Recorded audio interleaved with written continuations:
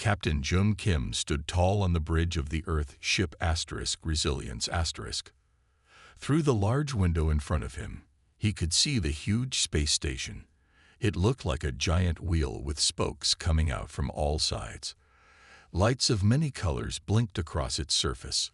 This was the home of the Galactic Council, where 37 alien species made rules for this part of space. "Captain, we are ready to dock," said Officer Dai at the controls. Jude nodded.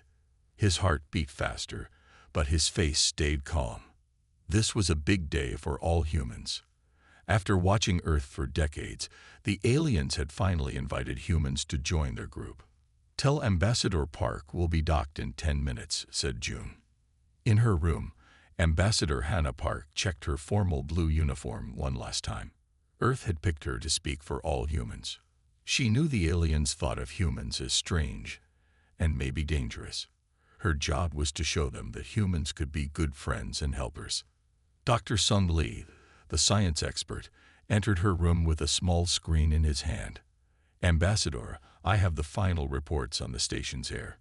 It's safe for us to breathe, but it has less oxygen than Earth. We might feel a bit tired." Hannah smiled. "Good thing we trained for low oxygen."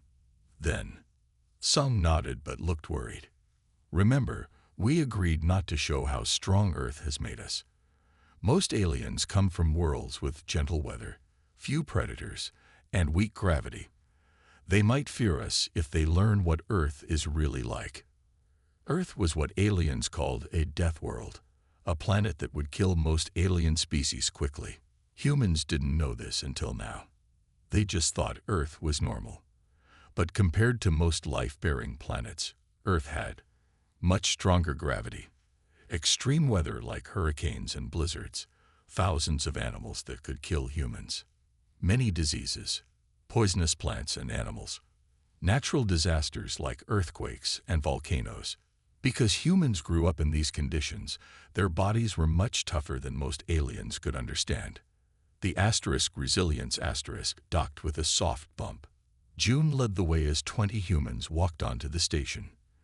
The air felt thin, like being on a mountain, but none of the humans showed any trouble.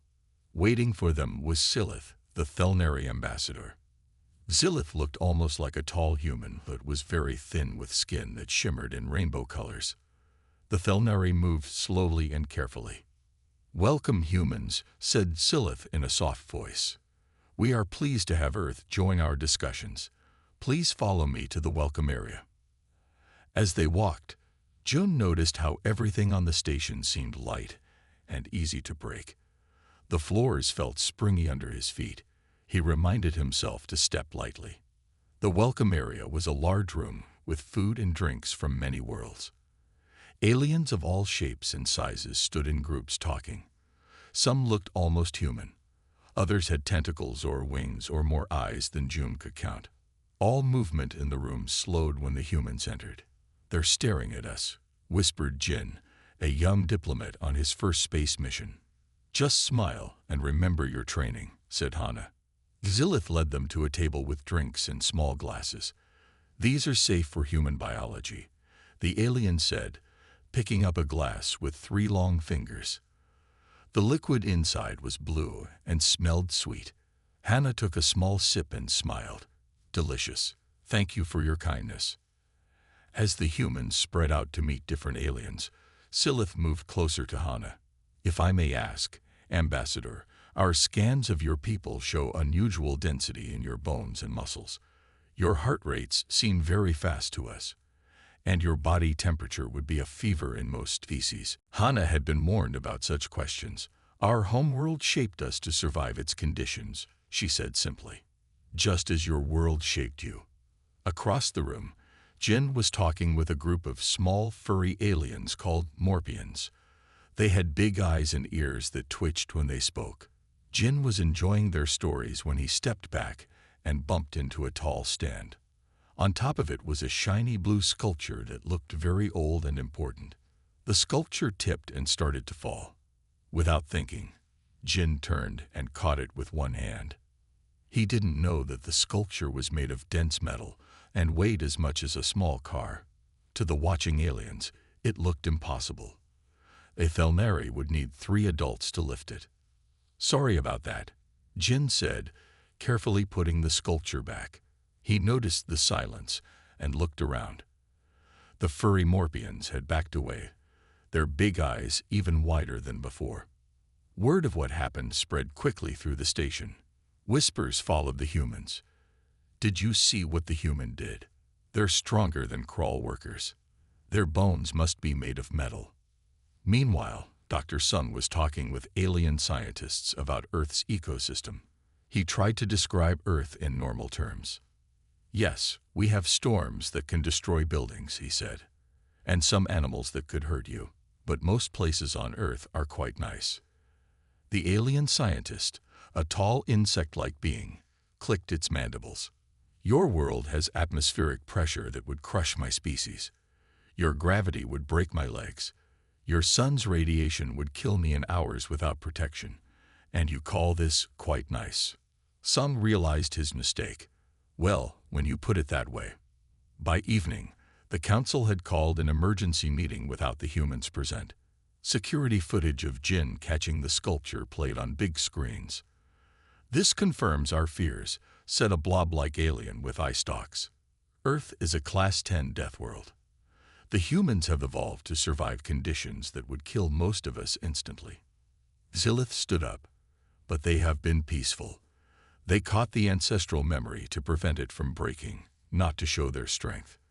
"This time," said a reptilian alien. "But what happens when they realize how much stronger they are than us? Earth has been fighting wars for most of its history. They might decide to take what they want by force." Back on the Resilience asterisk, Hannah received a message from the council. Her face grew serious as she read it. "What is it?" asked June. "The council has classified Earth as a Class 10 death world," she said. "They've placed special rules on us.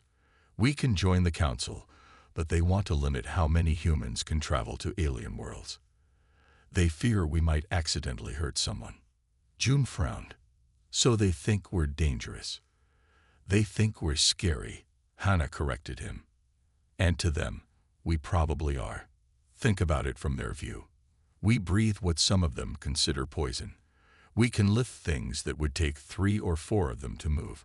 We recover from injuries that would kill them. We're basically space orcs to them." Later that night, alone in his room, June looked at pictures of Earth.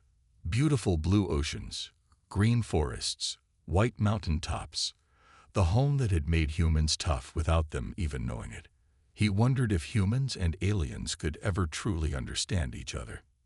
The next morning, as the human delegation prepared for formal meetings, an alarm blared through the station.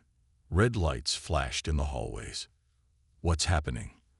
asked Jin as they rushed to the main hall. They found Silith looking worried. "A ship is attacking a passenger transport near the border. The transport has council diplomats on board." "Are rescue ships on the way?" asked Hannah. "Yes, but they are hours away," said Silith. "I fear they will be too late." June stepped forward. "The Resilience can reach them faster. Let us help." Zilith's shimmering skin changed to a darker color. "You would risk yourselves for aliens you just met." "That's what neighbors do," said June. "They help each other." As the humans rushed back to their ship, the aliens watched with new eyes. Perhaps these Deathworlders were dangerous. But maybe, just maybe, it was good to have dangerous friends when trouble came. The Resilience moved quickly through space. Captain Jun Kim sat in the command chair, his eyes fixed on the main screen. The ship was going faster than normal safety rules allowed, but there was no time to waste. "How much longer?" Jun asked. Officer Day checked the navigation system. 20 minutes to reach the transport, Captain." Jun nodded. It had been 3 months since humans first met the Galactic Council. In that time, the Resilience had been assigned to study a neutron star at the edge of Council space. It was boring work, meant to keep the humans away from important alien worlds. "What do we know about the attack?" asked June. Communications Officer Min touched her screen. The transport is called Star Voyager *. It carries passengers from 3 different species. 6 council diplomats are on board. The attackers are probably Vralkish pirates. Dr. Sung, who had stayed on the Resilience * instead of returning to Earth, looked worried. The Vralkish? Silith told me about them. They're insect-like aliens who capture people and sell them as slaves. Well, they picked the wrong ship to attack today, said Jun. His voice was calm, but his eyes were hard. On the bridge, Security Chief Tai prepared his team. Tai was shorter than most of the crew, but had strong, wide shoulders. He had been a soldier on Earth before joining the space program. We'll use the small shuttle to board their ship, Ta told his team of 6 security officers. Remember your training. The Vralkish have strong outer shells but weak joints. And remember, the Council is watching how we handle this. No showing off. The Resilience * dropped out of faster-than-light travel near a small moon. Ahead, they could see the transport ship surrounded by 4 smaller black ships. The transport was twice the size of the Resilience *, but had no weapons. Its side was damaged and leaking air into space. The pirates are cutting into the transport's hull, reported Officer Da. Open a channel, ordered Jun. When Min nodded, he spoke clearly. Attention Vralkish vessels. This is Captain Jun Kim of the Earth Ship Resilience *. Release the transport immediately or face consequences. The screen flickered, and a Vralkish appeared. It had a hard, shiny head with large compound eyes and clicking mandibles. Its voice came through as a series of clicks and hisses that the ship's computer translated. Leave now, human. This is not your concern. The Council will pay much for their diplomat's return. Last warning, said Jun. Release the ship. The Vralkish made a sound like laughter. You are 1 ship. We are 4. Your weapons cannot harm all of us before we destroy you. Jun looked at Ta. Time to show them what humans can do. Launch when ready. The Resilience * fired its weapons at the nearest pirate ship, damaging its engines. At the same time, the small shuttle launched from the bottom of the ship, moving fast toward the transport. Inside the shuttle, Tai and his team checked their gear one last time.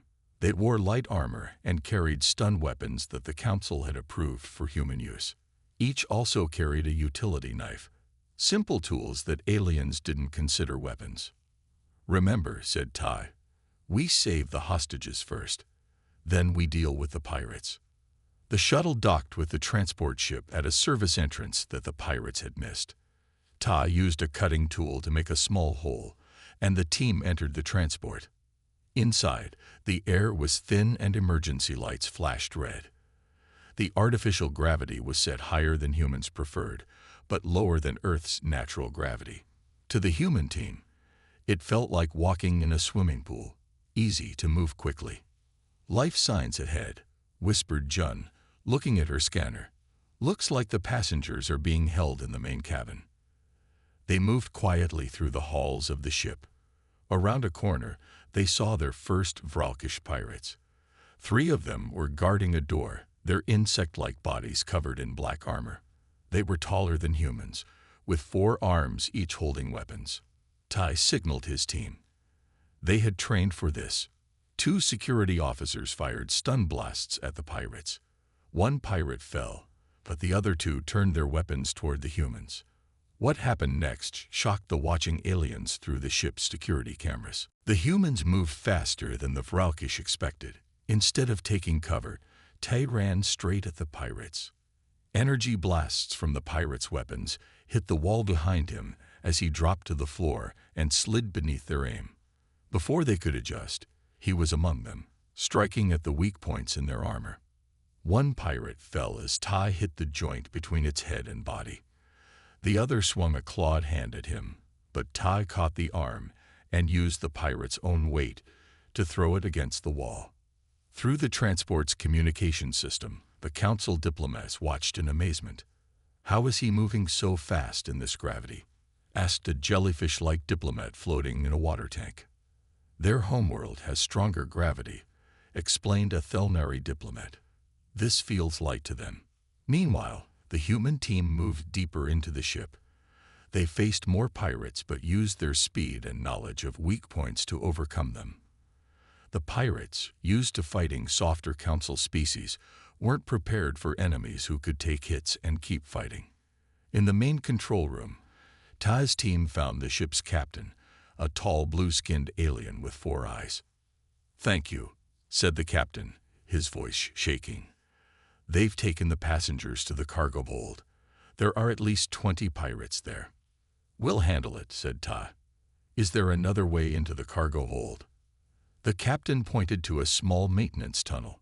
"Through there, but it's very narrow." The tunnel was barely big enough for a human to crawl through. It was hot and filled with pipes carrying steam and chemicals. For most council species, the heat and tight space would be deadly. For humans, it was uncomfortable but manageable. Tad led the way, crawling on his belly through the hot tunnel. Sweat poured down his face, but he kept moving. Behind him, his team followed in single file. They reached a grate that looked down into the cargo hold. Below, they could see about 50 passengers sitting on the floor, surrounded by armed pirates. The passengers were of different species, some with scales, some with fur, some with blue or green skin. "On my mark," whispered Ta. 3, 2, 1. The humans burst through the grate, dropping into the cargo hold from above. They landed behind the pirates and immediately began attacking. What followed was a lesson in human combat that the watching council diplomats would never forget. The humans moved as a team, protecting each other's backs. When a pirate shot Todd with an energy weapon that would kill most aliens, he grimaced in pain but kept fighting. The wound on his arm burned black, but he ignored it. One of the pirates, larger than the others, charged at June. The alien was 3 times her size, with claws that could tear metal. Jun didn't run. Instead, she waited until the last moment, then stepped aside and used the pirate's momentum to send it crashing into a wall. "How is this possible?" clicked the pirate leader to his second in command. "They're so small but so strong." "They come from a death world," clicked back the other pirate. "We should retreat." But it was too late. The human team had positioned themselves between the pirates and the exit. With nowhere to run, the pirates fought harder, growing desperate. The battle turned when one pirate grabbed a small child from the passengers, a furry alien with large eyes like a Morpion. The pirate held a claw to the child's throat. "Stay back, or this one dies," the pirate hissed. The humans stopped. The cargo hold grew quiet except for the sound of heavy breathing and the soft crying of the child. Ta stepped forward, his injured arm hanging at his side. "Let the child go, and you can leave." The pirate's mandibles clicked in what might have been laughter. "You humans are weak after all. Caring for other species will." A knife flashed through the air, striking the pirate in the eye joint of its hard shell, one of the few vulnerable spots. The pirate screamed and dropped the child. Tai was moving before the child hit the floor, catching the small alien and rolling away from the pirate's thrashing limbs. The remaining pirates surrendered. When Council security forces finally arrived an hour later, they found the humans providing medical care to injured passengers and even to wounded pirates. Ta sat calmly as Dr. Sung treated the burn on his arm. "This would have killed most Council species," said a Council medical officer, examining Ta's wound. Ta shrugged. "It hurts, but our bodies are good at handling damage. Earth taught us to be tough." The head Council diplomat, a tall bird-like alien, approached June and Hannah. "When we classified humans as dangerous, we thought it was a problem. Now I see it can also be a solution. The Council will hear of what happened here today." As the humans returned to the Resilience *, the aliens watched them with new respect. These Deathworlders were indeed mighty, but they used that might to protect, not harm. The news spread quickly across Council space. The humans had saved a transport from pirates, moving faster and fighting harder than any Council species could. Perhaps having humans as allies was better than having them as enemies. 6 months had passed since the humans joined the Galactic Council. After the rescue of the transport ship, attitudes toward humans had begun to change. Instead of fear, many aliens now showed curiosity about these tough creatures from Earth. The Resilience had been given more important jobs. Captain Jun Kim and his crew had helped map new star systems and set up trade routes.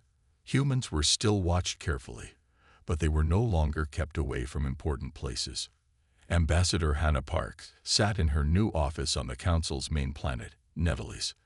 The planet was beautiful, with purple skies and floating islands covered in strange plants. The gravity was only half of Earth's, making Hannah feel light and bouncy when she walked. Her assistant, a small green alien named Toril, hurried into the room. Ambassador Park, there's an emergency meeting of the Council. Hannah frowned. Emergency meetings were rare. What's happened? People are getting sick in the capital city, said Toril. Many species are affected. The Council is scared. Within an hour, Hannah sat with the other ambassadors in the Grand Council chamber. The room was designed to hold all 37 species and their different environmental needs. Some sat in water tanks, others in special gas chambers. Humans were lucky. They could breathe the standard air mix that most species used. High Counselor Genfar, a tall alien with golden scales, stood at the center. A new disease has appeared in our capital. It attacks the breathing systems of many species.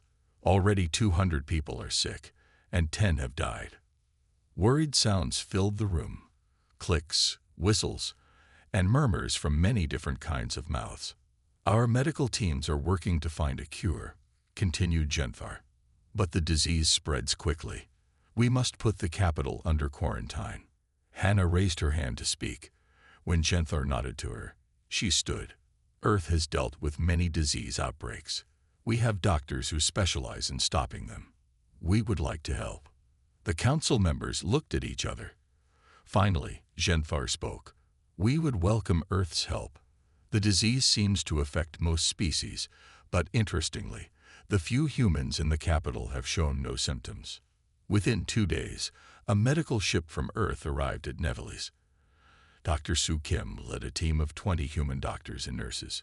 Sue was tall and thin with short black hair and kind eyes that had seen many hard situations. They were met at the spaceport by Dreven, the Alteran medical director. Alterans looked like humans with light blue skin and large eyes. The situation is worse, said Dreven. We now have over 500 sick people. The disease causes fluid to fill the lungs. Sue nodded. We need to see your medical data, visit the sick, and find the source of the disease. Of course, said Dreven. But first, you'll need full protection suits. The containment zones are sealed with air filters and decontamination systems. Sue looked at her team, then back at Dreven. We'll use masks and gloves, but we don't need full suits. Our tests show this disease doesn't easily infect humans. Dreven's large eyes grew even wider. But that's against all safety protocols. You could die. Sue smiled gently. Human immune systems evolved on Earth, fighting thousands of diseases. This one is new to you, but similar to some we've seen before. We'll be careful, but we need to move quickly to help the sick. The aliens watched in shock as the human medical team entered the containment zones with only simple masks, gloves, and protective clothing. To council species, it seemed like suicide. They didn't understand that Earth's many diseases had forced humans to develop strong defenses against new threats. In the main hospital, Sue examined the sick aliens. They came in all shapes and sizes, but all showed the same problem. They couldn't breathe well. The disease is bacterial, Sue told her team after running tests. It's similar to a type of pneumonia on Earth, but it spreads more easily in the shared air systems. Jun Lee, a nurse with strong hands and a calm voice, moved from bed to bed, checking each patient. Their breathing is too shallow. They need help getting oxygen. Sue agreed. Let's set up breathing support for the worst cases and start antibiotics for everyone. For 3 days, the human team worked without rest. The aliens were amazed at their stamina. While Council medical staff needed to rest every few hours, the humans kept going. "Don't you need to sleep?" asked a tired Alteran nurse. "We'll sleep when the crisis is over," said Jun with a smile. On Earth, emergency workers often go days with little sleep. Our bodies can handle it for short times. On the 4th day, disaster struck. The hospital's power system failed during a treatment session. Backup power came on, but it wasn't strong enough to run all the breathing machines. "The patients will die without the machines," cried Drevin, trying to fix the power. Jun looked at the 20 patients connected to breathing machines. Without thinking, she grabbed the manual pump for the nearest machine and began squeezing it in a steady rhythm. "I can breathe for them until power returns," she said. "Get more people to help with the others." But there weren't enough medical staff available who were strong enough to pump by hand for long periods. The human team took over, each person manually pumping air for the aliens.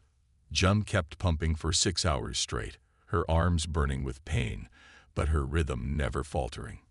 The aliens watched in disbelief as she talked calmly to her patient, a young Thelnari, while keeping him alive with just her hands. When the power finally returned, security cameras had recorded everything. The footage spread across the galactic communication network.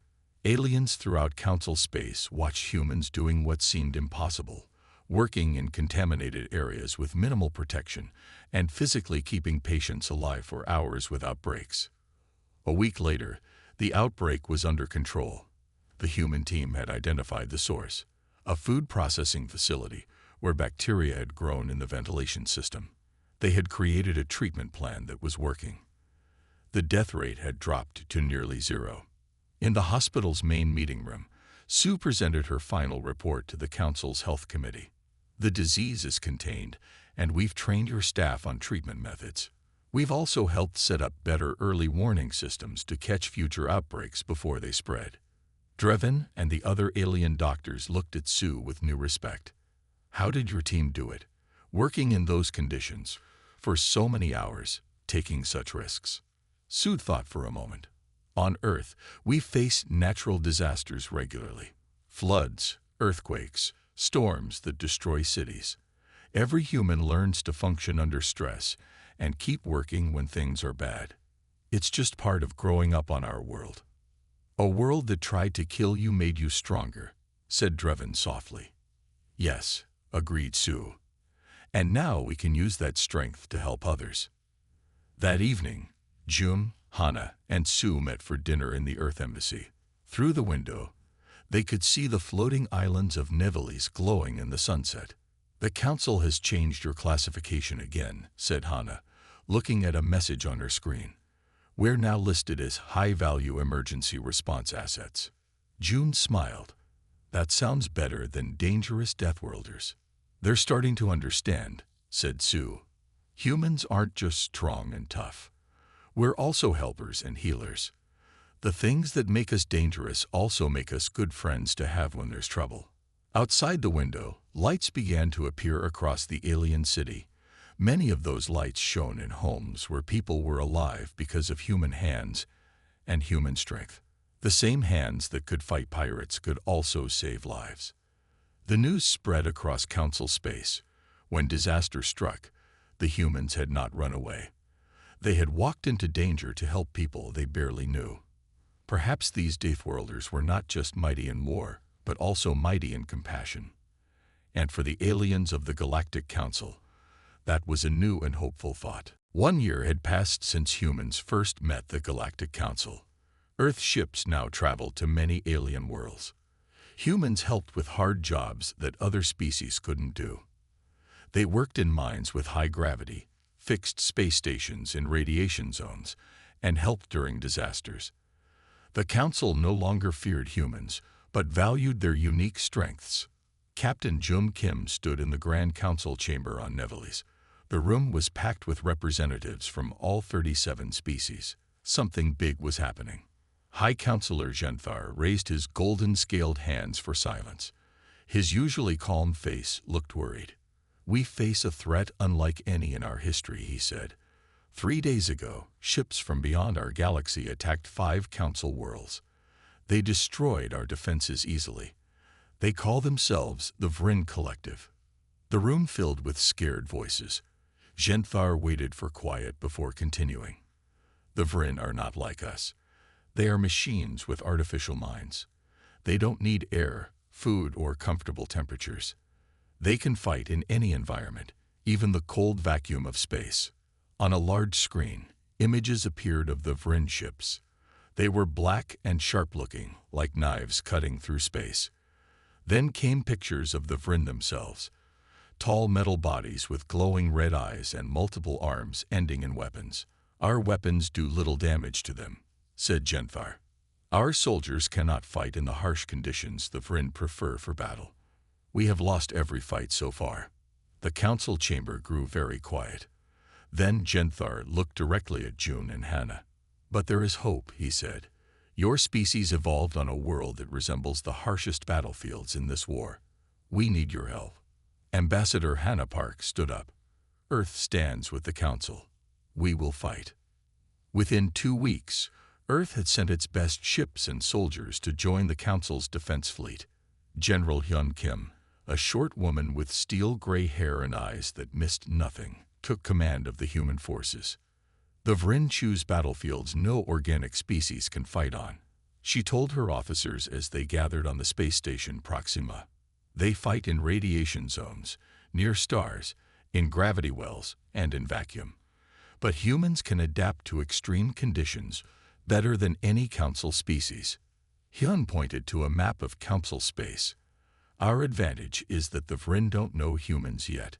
They expect easy victories against species that can't handle harsh environments. We'll surprise them. The first battle came at Teleris, a mining world near a neutron star. The Vryn attacked with 20 ships, expecting an easy win. Instead, they found 10 Earth ships waiting with new weapons designed to damage machine bodies. The fight was fierce. The Vryn had better technology, but the humans fought with a creativity the machines couldn't predict. Earth ships flew into radiation zones that would kill most species, using the radiation to hide their movements. Human soldiers in special suits boarded Vryn ships, fighting the machines hand-to-hand. When the battle ended, the Vryn retreated, leaving half their ships destroyed. It was their first defeat. News of the victory spread hope across council space, but the Vryn returned with more ships and new tactics. For 3 months, battles raged across many star systems. Sometimes the humans and council forces won. Sometimes they lost. But they made the Vryn pay for every world they attacked. General Hyun studied the Vryn carefully after each battle. They learn and adapt, she told Jum during a strategy meeting. But they think like machines, logical but not creative. That's our advantage. The turning point came when the Vryn launched a surprise attack on Proxima Station, the main base for Council and Earth forces. 50 Vryn ships surrounded the station before defenses could activate. They'll board the station soon, reported Commander Yuli, looking at the tactical display. Yi was one of Earth's best soldiers, with quick eyes and quicker hands. We can't let them take Proxima, said Hyun. The station has data on all our defenses. Vi studied the largest Vryn ship, which was directing the others. If we can take out their command ship, it might confuse the rest. But how? Asked an alien officer. Our ships can't get close enough to attack it. Ye pointed to the outer hull of the Vryn command ship. There's a maintenance access point. A small team could reach it in spacesuits, place explosives at key points, and destroy the ship from inside. The alien officer's eyes widened. But the ship is surrounded by radiation from their weapons, and the outer hull temperature is over 200 degrees. No living being could survive that. Yai looked at General Hyun. Humans could, for a short time. Hyun nodded slowly. How many people do you need? 5, said Yai. The best we have. An hour later, Yi and 4 human soldiers prepared in the airlock. Their special suits could handle extreme temperatures and radiation, but only for 30 minutes. After that, The suits would fail, and they would die. "This is suicide," said Drevin, who had come to Proxima Station to help treat wounded soldiers. "The radiation alone would kill most species instantly. On Earth, we have places nearly this hot," said Yi, checking her equipment, "and humans have worked in radiation zones before. We can handle this." From the command center, Jun, Hyun, and the council representatives watched on screens as Yi's team left the station. They used small jets on their suits to fly through space toward the Vrin command ship. The space around the ship glowed with radiation. Normal cameras couldn't see through it, but the team had special sensors. They moved carefully, avoiding Vrin patrol ships. "That radiation would kill any of our species in seconds," whispered a council member. "How are they still moving?" "Earth animals survived radiation in our past," said Jun. "Not well, but enough to pass on genes that help resist it. And our scientists have developed better protection." Yi's team reached the command ship and attached themselves to its hot metal skin. The temperature gauge on Yi's suit read 230 degrees. Sweat poured down her face inside her helmet, but she focused on the job. "Hull temperature rising," reported one of her team. "Suits at 60% protection level." "Work fast," ordered Yi. They found the access point and cut through it with special tools. Inside was a narrow tunnel leading to the ship's core. The team placed explosives at key points, power systems, weapon controls, and the central computer. "Explosives set," reported Yi to the station. "Detonation in 3 minutes. We're heading back." But as they returned to the access point, a group of Vrin appeared, their metal bodies unaffected by the heat and radiation. The machines opened fire. One of Yi's team was hit and fell. Another took a shot in the leg, but kept moving. Yi fired back, her weapon designed to disrupt machine systems. "Suits at 30% protection," warned her suit computer. "Critical failure imminent." "Go," Yi told her remaining team. "Get back to the station." Outside the ship, the 3 surviving team members fired their jets toward Proxima Station. Behind them, the Vrin command ship exploded in a ball of fire. The explosion damaged nearby Vrin ships, causing confusion in their attack. Council and Earth ships immediately launched a counterattack. Without central command, the Vrin ships couldn't coordinate.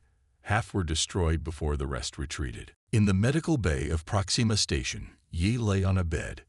Her skin was red from radiation burns, and doctors worked quickly to treat her. Despite her injuries, she was conscious and talking to General Hyun. "The mission succeeded," she said, her voice weak but proud. "The Vrin weren't expecting anyone to survive those conditions." "You've changed the war," said Hyun. "The Council fleet is pushing the Vrin back in 3 sectors now." In the days that followed, the story of Yi's team spread across Council space. The images of humans moving through radiation and heat that would kill any other species became a symbol of hope. 1 month later, the Vrin sent a message asking for peace talks. Their attack had failed because they had not expected to find a species that could fight in the harsh conditions they preferred. In the council chamber, Jun and Hannah sat with General Hyun as High Counselor Zhenthar addressed the gathered representatives. "Today we celebrate a victory that seemed impossible," he said. "The Vrin believed no organic life could match their ability to fight in extreme conditions. They did not know about Earth." Zhenthar turned to the human representatives. "When we first met humans, we feared their strength and toughness. We called Earth a Deathworld and thought its people dangerous. We were right. Humans are dangerous.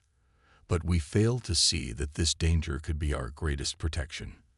The council chamber filled with the sounds of approval from many alien voices. "From this day forward," continued Zhenthar, "Earth is classified as a protected death world, the cradle of our strongest defenders." After the ceremony, Jun stood with Hannah and Hyun on a balcony overlooking the floating cities of Nevelis. The purple sky was filled with ships from many worlds, including Earth. "What do you think happens next?" asked Jun. Hyun looked at the stars appearing in the evening sky.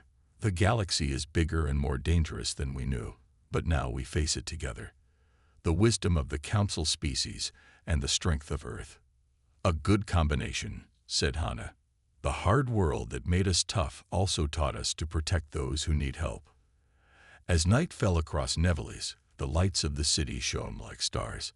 Somewhere out there, other dangers might wait, but the aliens of the Galactic Council no longer feared the future. They had seen humanity's Deathworlder might in action, not just in fighting, but in saving lives and protecting others.